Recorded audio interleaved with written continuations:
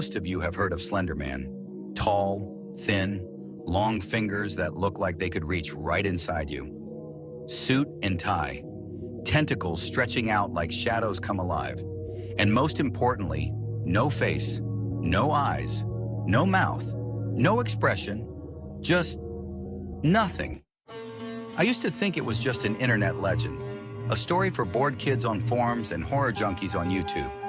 But what I'm about to tell you, what happened to my family, it wasn't a story, it was real, and it destroyed us. This is the story of how we lost our little boy, Jay. It was summer when it began. My wife C and I had planned a camping trip. We thought it would be a chance to escape the city noise, clear our heads and give our kids a taste of the outdoors. We had 3 children back then, W, our oldest, A, the youngest, and in the middle, our son, Jay. Jay was the most excited of all. He was 8, that perfect age where everything feels like an adventure. I can still remember the way his eyes lit up when we told him where we were going. Happy Fields Campgrounds. I know, the name sounds too cheerful, almost fake, but I'd gone there a lot as a kid myself. I wanted to pass those memories on. I didn't realize I was about to create the kind of memory that scars you forever. We packed the RV, loaded up the kids, and drove the 2 hours out. The sky was clear, the sun bright, and for a moment, I thought this trip would be everything I hoped for. When we arrived, the kids bolted straight for the playground, swings creaking, laughter echoing. A and J played while I joined in on a round of mini golf. W stayed back to help C with the barbecue.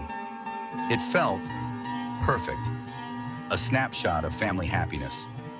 But I've learned that perfection never lasts. That night, after we tucked the kids in, I woke up to Jay screaming. His little body shook as tears streamed down his face. C rushed to comfort him while I asked what was wrong. He told us he dreamed of a tall man in the woods. No face, no eyes, just standing there beckoning to him. And just before Jay woke up, the man lunged and grabbed him by the neck. I told him it was just a nightmare.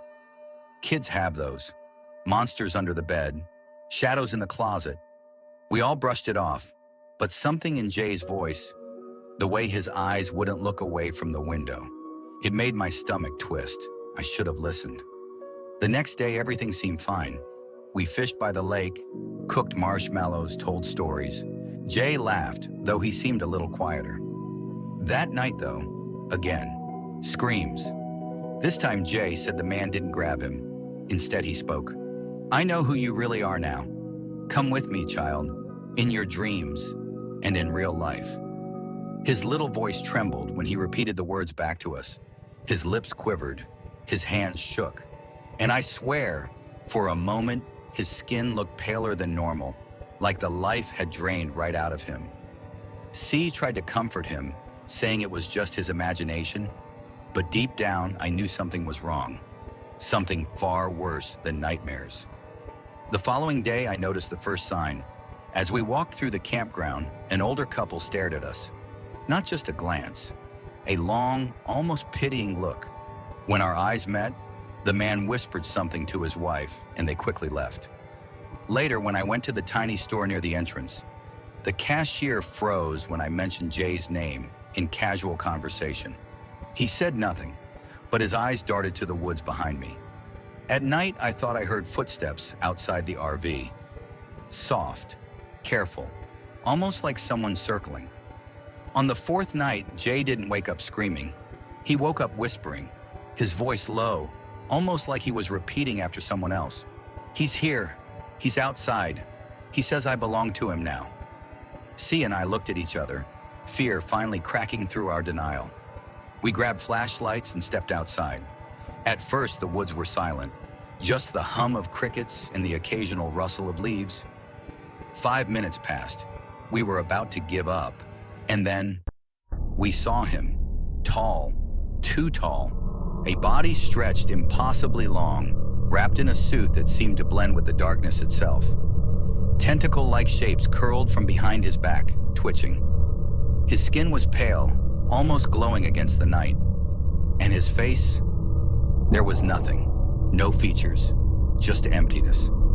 For 2 full minutes, we stood frozen, staring at each other. My heart pounded so hard I swore it would burst. Then, the voice came, deep, devilish, like a growl echoing from inside my head. Joshua is mine now, not yours. Back away and let it happen. And then, Jay stepped out of the RV. His face was pale, his eyes blank. His body moved stiffly, like he wasn't in control. He walked toward the figure. We tried to run, but it was like invisible chains held us down. We couldn't move, couldn't scream, couldn't do anything. Jay reached out his small hand. The figure took it, and together they walked into the trees. Gone. We dialed 911 instantly. Police searched the group.